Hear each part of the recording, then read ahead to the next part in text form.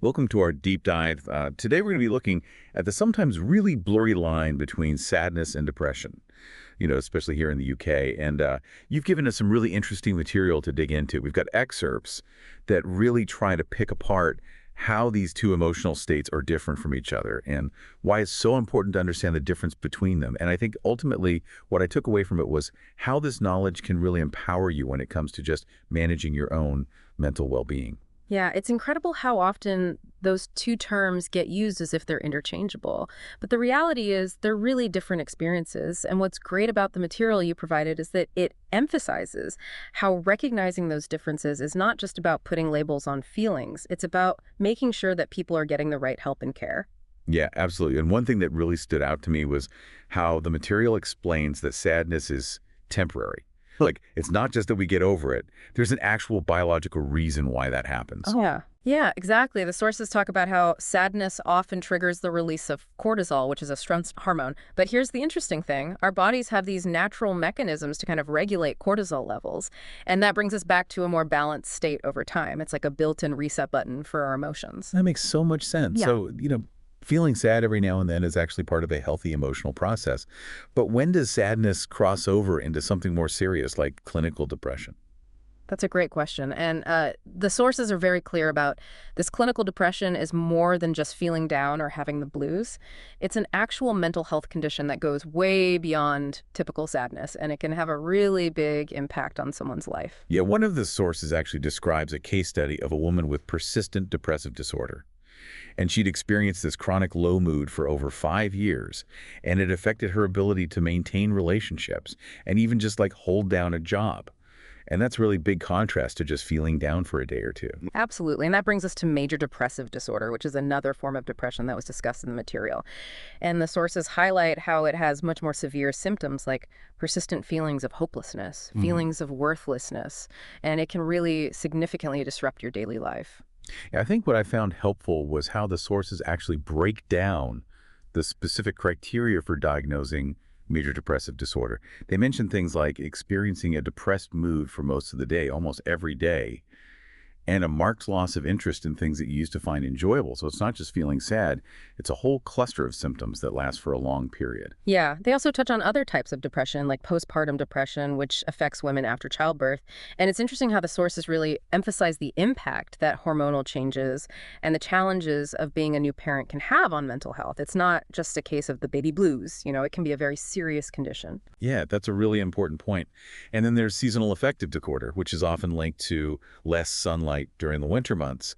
And it's fascinating how something like the weather can actually influence our mental state. It really highlights how complex depression is. There are so many factors that can contribute to it, and it manifests in different ways for different people. It's definitely not a one-size-fits-all kind of thing. So we know that sadness and depression are distinct things, but how can we actually tell them apart in our own lives? The sources provided some helpful indicators, focusing on things like the intensity of the feelings, the duration, and the impact that it has on daily life. What really stood out to you from the material? I think what I found really insightful was how the sources emphasize the duration and the intensity of the symptoms.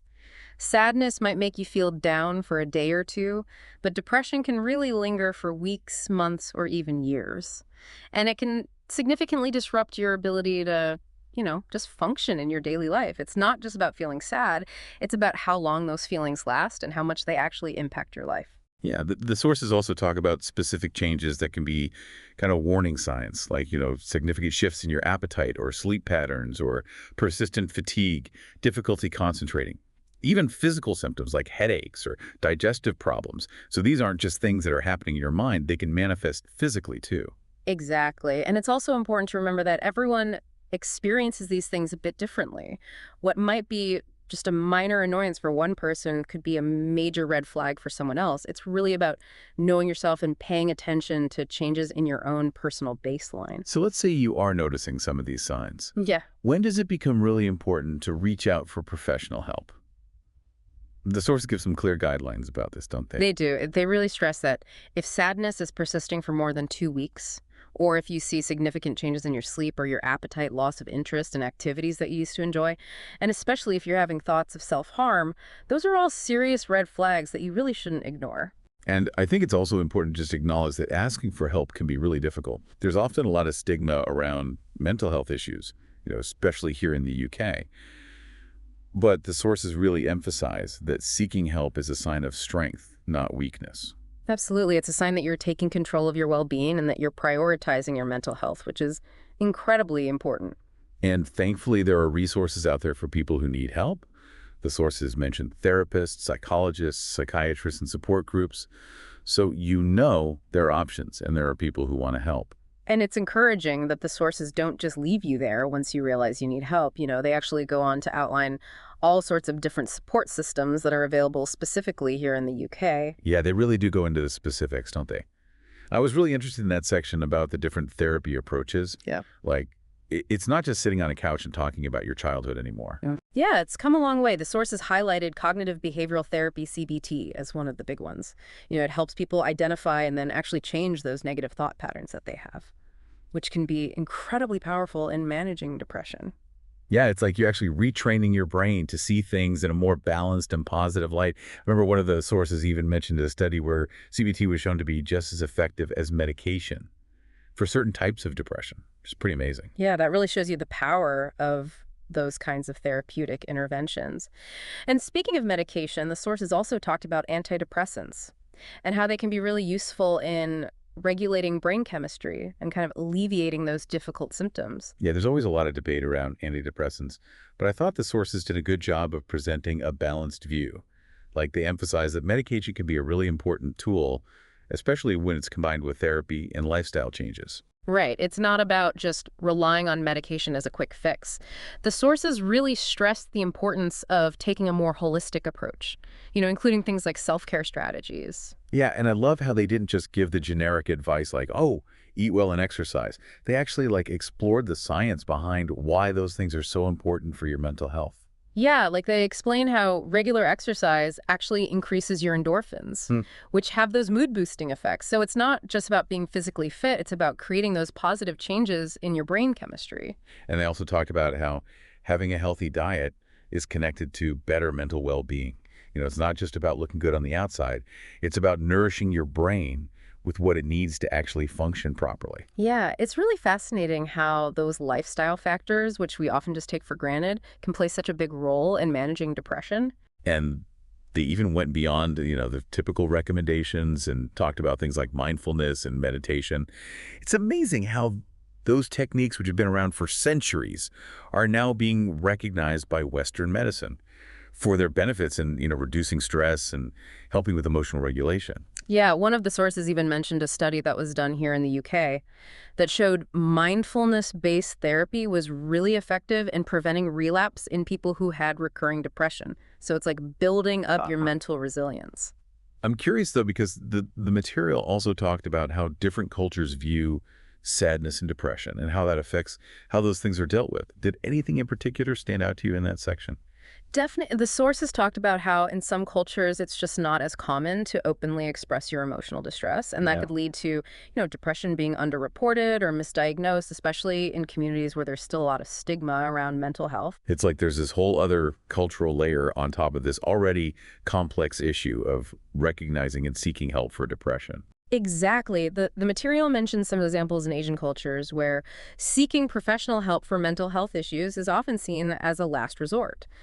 Family and community support is usually the main way of coping. Yeah, which raises the question, how do we balance being sensitive to those cultural differences with making sure that people are getting the right support? Yeah.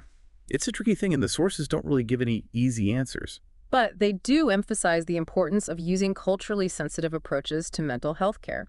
One source specifically talked about how therapists and healthcare providers need to be more aware of the different ways that people from different cultures express and cope with emotional distress. It's like that saying, one size doesn't fit all.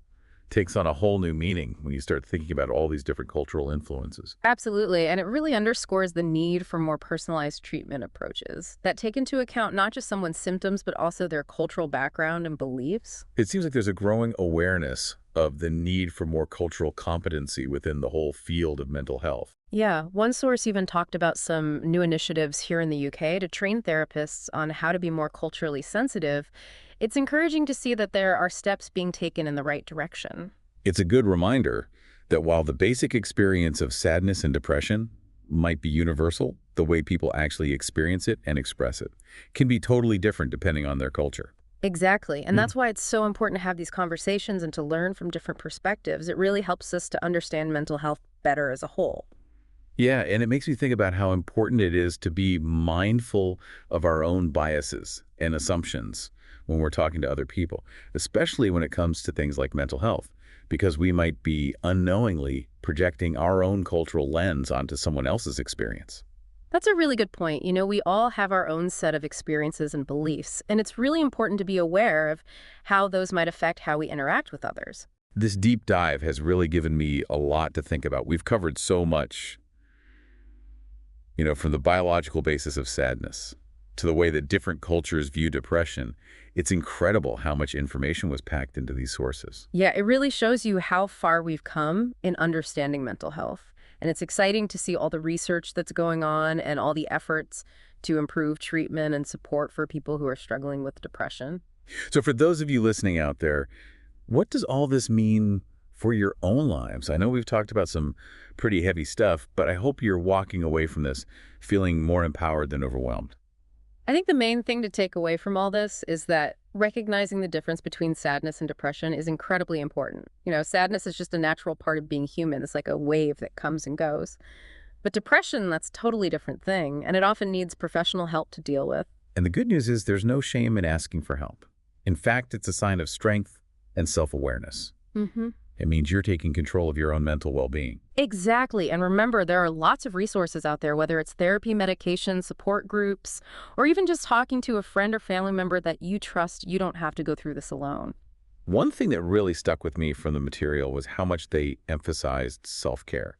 It's not just about treating depression, it's about actually taking care of your mental health every day. Yeah, it's about building those healthy habits that support your well-being overall, like getting enough sleep, eating healthy foods, moving your body, and finding ways to manage all that stress that we all deal with. And I think maybe the most important thing is being kind to yourself. We often put so much pressure on ourselves to be happy all the time, but that's just not realistic. It's okay to have bad days. It's okay to feel sad It sometimes. really is. It's about just acknowledging those feelings without judging yourself and then finding healthy ways to cope with them. So as we wrap up this deep dive, I want to leave you with one final thought. We've spent some time talking about how different cultures view sadness and depression. But now I want you to take a minute and think about your own personal experiences and beliefs. How have those things shaped the way you see mental health? It's definitely something to think about as you navigate your own emotional well-being and support the people around you. And remember, this is just the beginning. There's always more to learn. This deep dive has really just scratched the surface of this whole big complex topic. So if you're interested in learning more, I encourage you to keep exploring, read more, ask questions, and have those open, honest conversations about mental health, because that's how we can break down the stigma and create a world that's more supportive and compassionate for everyone. Well, that's all the time we have for today's deep dive. Thanks for joining us.